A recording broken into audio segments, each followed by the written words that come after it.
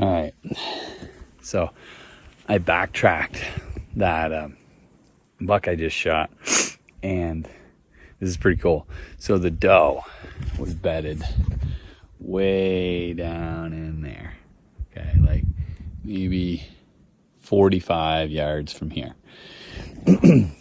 His track comes up through from kind of same area, comes up through, and he beds.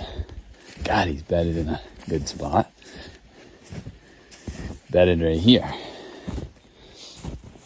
Okay, then I walked on some of the tracks, but you can see where he takes off.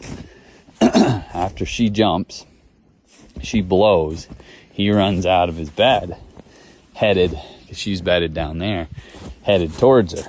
You see his running track. He runs through all this. In the meantime, I was snort wheezing and grunting. So he's coming through all this stuff. And over towards me, but also the doe. So her bed is right there on that blowdown.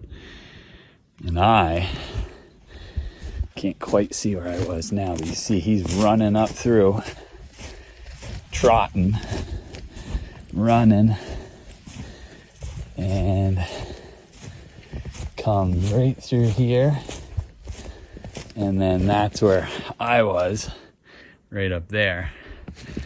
So he comes through, and then right here is where I hit him. He did a lot of kicking.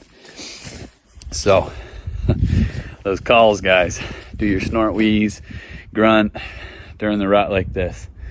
It can make all the difference.